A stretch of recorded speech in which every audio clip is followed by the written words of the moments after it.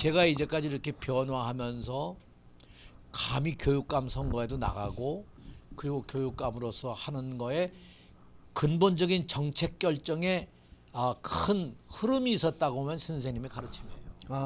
예. 그 가운데 가장 중요한 것이 경기도는 가능하다. 왜? 서울의 변방이니까. 또 그렇게 실질적으로. 따지면 그렇게 따지면 예. 서울이 노른자고 우린 흰자 아니에요. 그렇게 얘기하면 경기도 사람 싫어합니다. 아니 싫어한 게 아니라 물리적으로 아니 그게 오히려 서울은 변호할 수 없는데 경기도는 변호할 수 가능성이 있다. 있는 거죠. 예. 가능성이 있다는 것 때문에 우위에 있는 거죠. 그러네요. 그걸 이해해야 돼요. 네. 맞습니다. 그런데 뭐가 중요하냐? 가장 중요한 거는 경기도에 있는 사람들이 서울에 있는 사람하고 스스로 비교하지 말라는 거죠. 경기도를 만들어 가자. 서울은 청와대도 있고 뭐 지금은 대통령실이지만 잠깐 뭐 용산 가서 있으니까 그건 그렇고 하여튼 그런 게 다 있고 뭐 경제 뭐 문화 역사 돈 이런 거에다 중심 아니겠어요. 예? 그러나 아크로비스타에 뭐 수십억짜리 집에서 잠을 자나 경기도에 그저 뭐 싸구려 집에서 잠을 자나 잠자는 건 똑같은 거 아니에요. 똑같죠. 예. 예? 잠의 질로서는 오히려 여기서 자는 게 훨씬 더 편할 거예요. 아크로비스타보다는. 하여튼 내 그런 면으로 보면 신영복 선생님의 끊임없는 이 감옥으로부터의 사색에서 한 얘기는 현장에서의 가치, 현장에서의 중요성, 현장에서의 나의 존재, 현장에서 나의 과제, 나의 꿈, 나의 변화 이런 게 결국은 자기를 변화시키고 사회를 변화시키고 역사를 변화시킬 수 있다는 거죠. 예. 중심부에 있는 사람은 못 예, 변해요. 예. 안 변해요. 서울이 9시 등교를 하려고 조희연이가 꽤 애를 쓰다 못했어요 결국. 맞아요. 예. 안 되거든요. 네. 근데 저 우령 쌤이 지금 애들 입장에서 지금 질문이 들어와서 지금 재정 쌤이 쭉 말씀하시다까지 갔는데 그 말 들으니까 제가 또 생각나는 게 뭐냐면 우리 재정 쌤이 사제이고 대학 교수이고 뭐 그러니까 또 이제 뭐 장관도 하시고 그러니까 좀 잊혀졌지만 사실 학교 다닐 때 공부를 되게 잘하시는 우리나라 최고 명문 경교도학교 내에서도 공부를 또 잘하시는 그랬는데 우리 재정 쌤도 그 고등학교에서 대학 갈 때 아픔을 겪으셨는데 요즘 젊은 세대들이 힘들잖아요.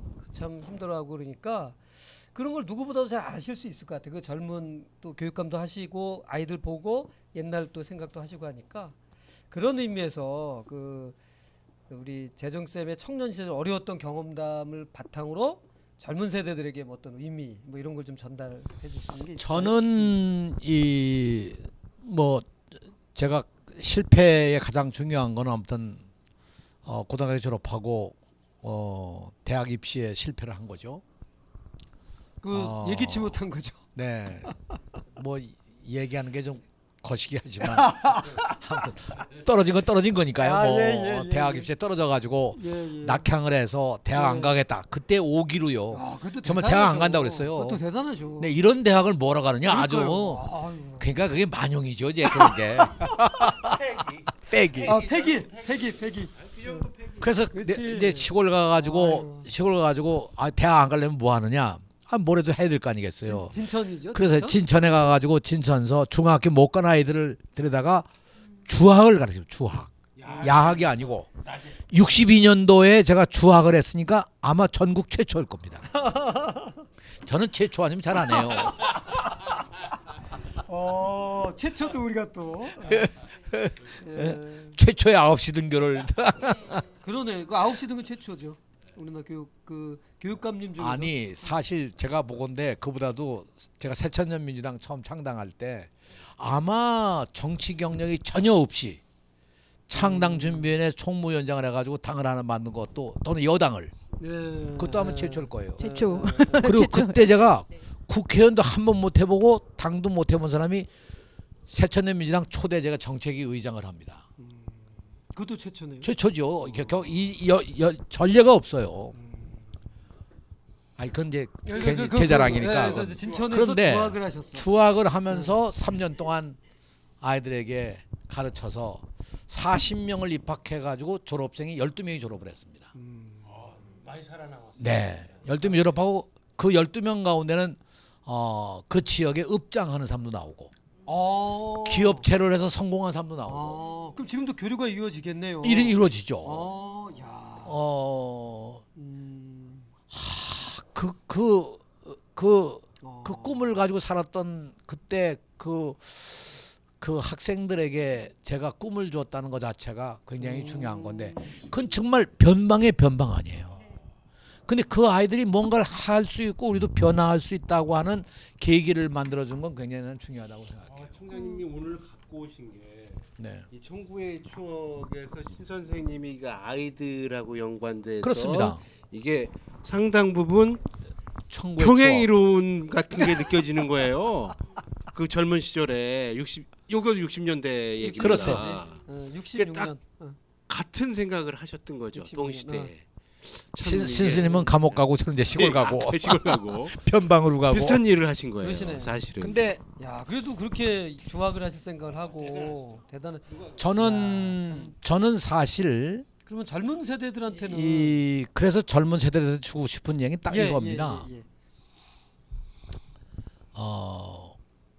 삶의 과정 속에서 네. 실패도 있고 성공도 있는데 그건 그 시점에서 실패고 그 시점에서 성공이지 큰 틀에서 보면 어떤 거는 실패가 성공이었고 어떤 건 성공이 오히려 실패였다. 훗날 가서 보면 예? 그 그런데 잘 몰라. 우리가 지금 신영복 선생님을 생각하지만 신영복 선생이 감옥에 가서 그때 처음 재판 과정에서는 공소장에 의해서 제 아무리 형을 많이 때려도 3년이다. 그렇게 그게 생각했어요. 그 서울대학교 동료들이 그때 군 법무관으로 있어서 전해준 얘기였다는 거예요. 예. 근데 결국 언도는 사형 언도를 받았거든요. 예. 그러면 나는 그 정도의 상황이면 정말 억울해서도 그걸 어떻게 살겠어요? 그때 청구의 그럼. 추억을 쓰시죠? 그때. 그러니까 그런데 아이, 그거를 전부 극복해 내신 거거든요. 그 억울함, 그런 그 사회의 부조리함. 근데 그거에 엄청난 거에 대한 어떤 저항보다도 자기 스스로를 잘 이끌고 가신 것은 그때 그것은 사회로 보면 실패인지 모르겠지만 본인에게는 엄청난 성공의 시작이었거든요. 그렇죠. 그러네요. 그래서 나는 우리 아이들에게 주고 싶은 얘기는 절대로 성공과 실패를 그 시점에서 보지 마라. 그때는 실패였는지 모르지만 훗날 그것이 성공의 밑받침이 되는 거고, 예? 오히려 성공이 오히려 그에게 더 어려움을 줄 수도 있다. 가장 비근한 일이요. 로또 당선돼가지고 잘 된 사람이 거의 없어요. 맞아요. 그 얘기 많이 예. 나오죠. 예? 로또 당선이 돼가지고 수백만 불을 벌고 수십억을 벌었을 때 그 엄청난 희열은 있었는지 모르지만 그 자체가 사람을 변질시키거든요. 대체로 이혼하고 파산 예. 이후에 다큐에서 추적해 보면 그래서 저는 이 중요한 것이 아주 좋은 말씀해 주시고 있습니다. 지금. 어떻든 자기 자신에 대해서 성공과 실패라고 하는 거를 스스로 판단하지 말라. 다시 말하면 절대로 포기하지 말자. 그렇습니다. 예. 그 포기하지 말자는 것을 노무현 대통령이 신영복 선생님으로부터 받아서 강물은 바다를 절대 포기하지 않는다. 이게 다 그 신 선생님의 삶 속에서 우리가 배우는 교훈이죠. 예. 강물은 어떤 경우도 바다를 포기하지 않는다. 그 제가 경기도 교육감 하면서 우리 선생님들에게 정말 여러 차례 얘기하고 학교 가서 얘기한 것 중에 하나가 학생을 포기하지 마라. 근데 가보니까요 퇴학을 시키더라고요. 퇴학이 아니라 스스로 물러나게 만들어요. 자퇴를 하게. 다시 말해서 담배 5번 피다가 걸리면 자퇴예요. 근데 담배 피는 게 뭐 그렇게 대단히 중요해요? 무슨 말이야. 따지고 보면 그래. 아니 술 만취가 돼가지고도 교육부 장관이 되는 세상인데 아니 담배 5번은요. 지 건강이나 좀 나빠질지언정 남 죽이진 않잖아요. 만취 운전은 사람을 죽일 수 있어요. 그 더군다나 교육자가 그런데 이거 보세요. 그러니까 실제로 내가 그래서 그때 한 선생님이 자기 아이가 5번 피다 걸린 거예요. 얘를 다른 학교로 데려다 전학을 시켜야 되는데 선생님인데 얘를 데려가서 부탁을 해도 받아주는 학교가 없는 거야. 내가 어느 한 신설 학교를 갔어요. 신설 학교니까 그때가 3월에 개교를 해서 고등학교인데 4월인가 5월에 내가 갔는데 벌써 퇴학당한 아이가 제적당해서 다른 학교로 간 아이가 2명이나 되는 거예요. 아이고 문 연지 몇 개월 만에. 근데 내가 정색을 하고 내가 교장에게 어떻게 학교가 아이를 포기합니까? 이럴 수가 있습니까 이게? 아무리 학생이 뭐라고 해도 절대 학교는 아이를 포기하면 안 된다.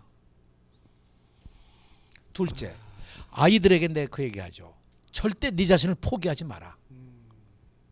용기를 잃지 마라. 포기하는 건 자기를 포기한다는 건 그건 자기 자신에 대한 죄악이다. 그건 범죄고.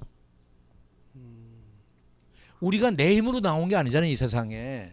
자기 마음으로 나온 게 아니죠. 우리 힘으로 나온 거 아니고 하든 잠깐 어떻든 섭리에 의해서 이 세상에 온 게 아니겠어요. 어떤 부모님에 의해서 나오든 간에 이 세상에 나왔으면 이 세상에 나온 나에게 주어진 인간으로서의 책무가 있는 거예요. 난 그것을 느껴야 한다는 것이 본인이. 그런 의미에서 나는 학생들이 요구하는 걸 다 받은 겁니다. 그러셨군요. 그래서 제가 아주 교육감을 그만두기 전인 작년에 2개의 아주 재미있는 학교를 만들었어요. 하나는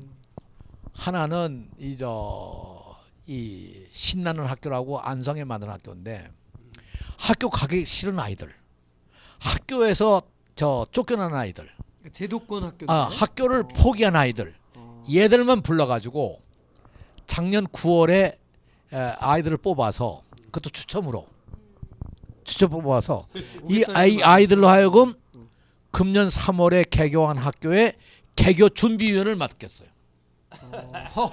너희들이 만들고 싶은 학교를 만들어봐라. 그리고 그 다음에 하여튼 학교 생활도 너희들이 하고 싶은 대로 해봐라 한번. 뭐 10시에 시작해도 좋고 오전 중엔 딴이라고 오후에 학교를 시작해도 좋고 뭐 하여튼 너희들이 하고 싶은 대로 다 하고 교과도 너희들이 설정해라. 네. 하고 싶은 걸. 네. 그리고 무학년 이 무교과 교사는 있습니다. 단 교사들 보고는 가만히 그냥 지켜보고 계세요. 물론 교육청 소속이죠. 물론이죠. 우리가 공립으로 만든 학교인데 제도권 학교인데 교장도 있고 거기에 학생 교장도 세웠어요. 아 그래요? 처음 듣네. 야. 그래서 제도권 교장이 학생 교장과 협의해서 결정을 짓는 거죠. 지금도 진행 중입니까? 지금 학교 있다니까요. 지금 진행 중에. 네. 근데 좀 근데 좀 걱정이 돼요. 그러니까 또 바뀌어가지고. 내가 이걸 한 이유가 이런 걸 한번 바뀔 수도 있겠죠. 그러니까요. 바뀔 수 학교의 있다고 주인은 생각해요. 학생 아니에요? 학생. 근데 이제 학생이 교육청- 없으면 학교가 없는 거잖아요. 그러니까 예. 많은 얘기는 그래서 좀- 저는 아까 얘기한 바와 같이 학교를 감옥으로 생각하고 있고 실제는 감옥과 같아요. 그걸 어떻게 변화시키느냐 하는 게 우리들의 과제라고 생각합니다. 네. 근데 아직 내가 그런 거를 변화시켜 오는 과정 속에서 여러 개를 만들어 봤죠. 꿈의 학교도 만들고 꿈의 대학도 만들고 제2학교, 제2캠퍼스도 만들어 보고 제2대안학교도 만들고 지금 이제 신나는 학교도 만들고 뭐 심지어는 시흥 군서 미래 국제학교 같은 것도 만들어 보고 다 만들면서 그 핵심은 뭐냐면 학생들에게 최대한 자율성을 주자.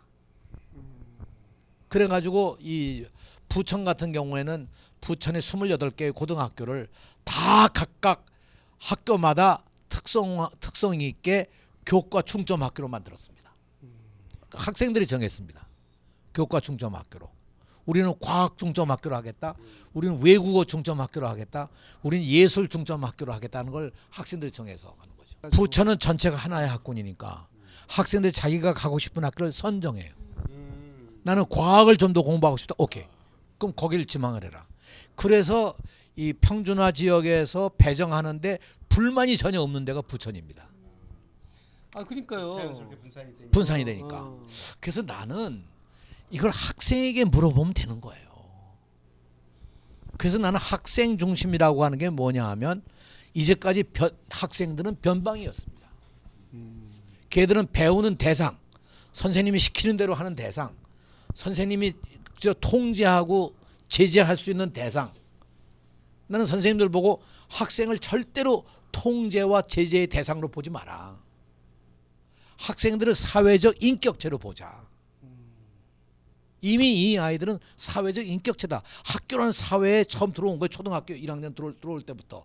그 초등학교 1학년 들어온다는 게 사회적 인격체가 되는 겁니다. 그 첫 출발이거든요. 네. 가정을 떠나서 사회라고 하는 학교라는 사회로 들어오는 거거든.